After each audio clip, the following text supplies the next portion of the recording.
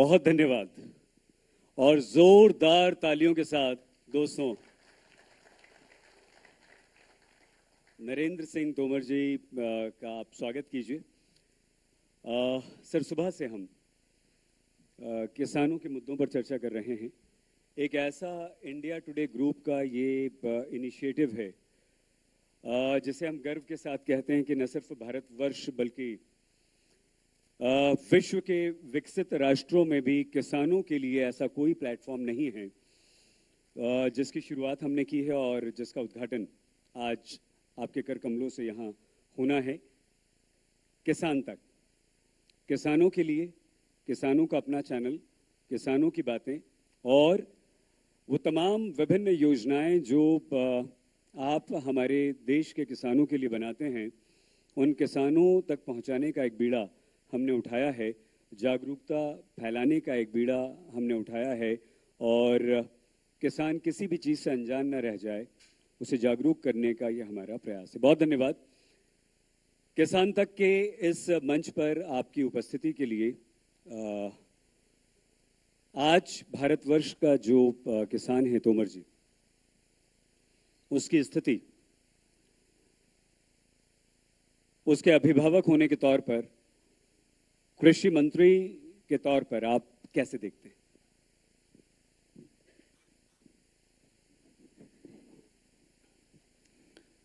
सईद भाई, बहुत धन्यवाद।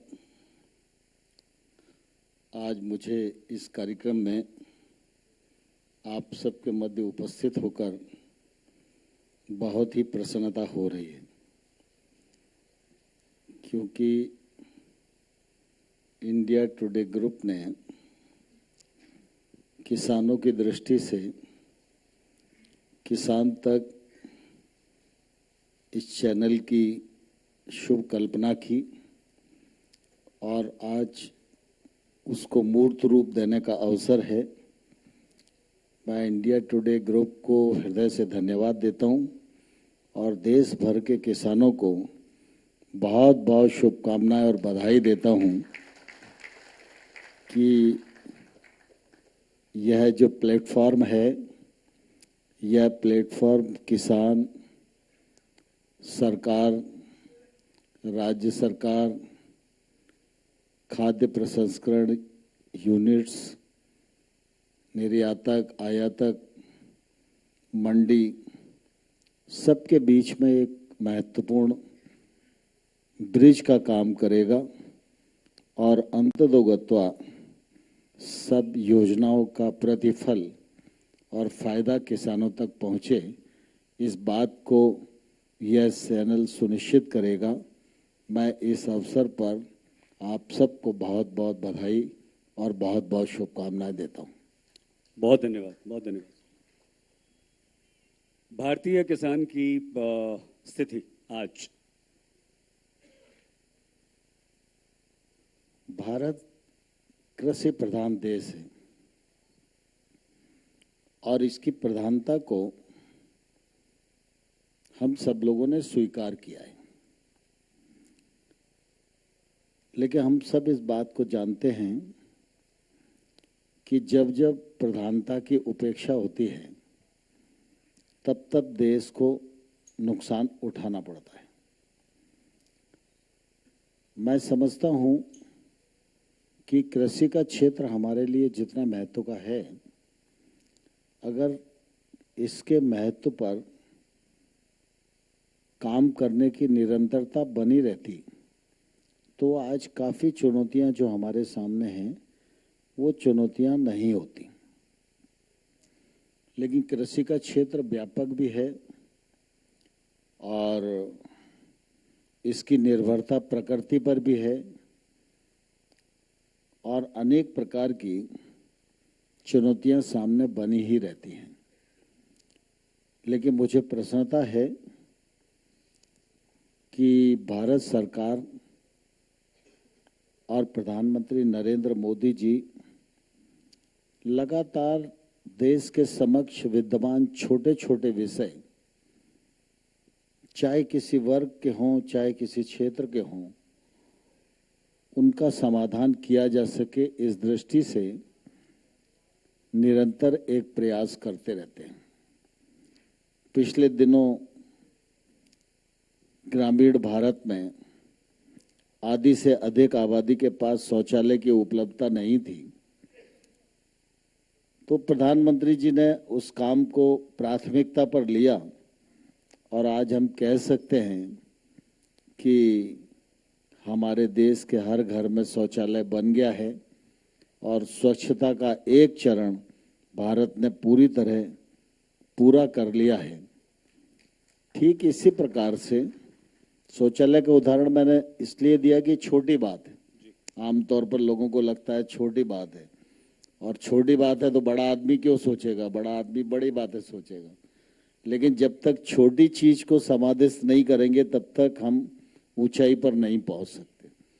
और इसीलिए जब कृषि के क्षेत्र की बात होती है तो निश्चित रूप से हमारे देश में छोटे किसानों की संख्या लगभग 85-86% है।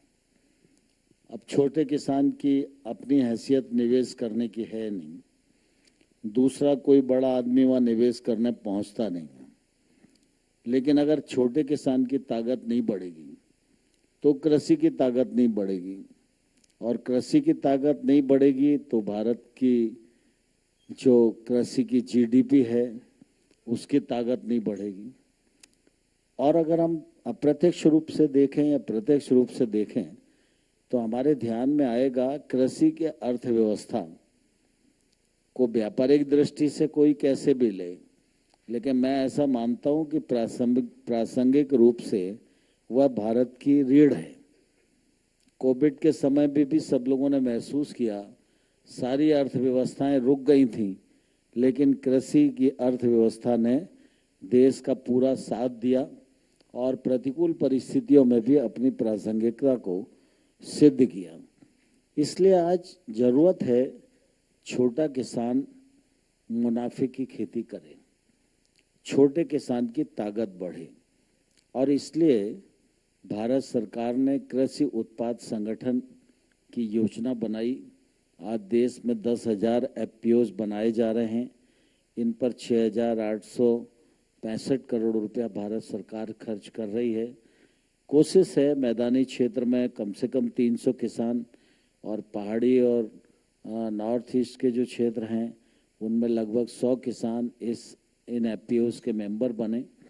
और जब इन एफपीओ से छोटे छोटे किसान जुड़ेंगे तो निश्चित रूप से वो महंगी फसलों पर जाने की तरफ विचार कर सकते हैं, वो टेक्नोलॉजी के उपयोग की तरफ विचार कर सकते हैं। एक साथ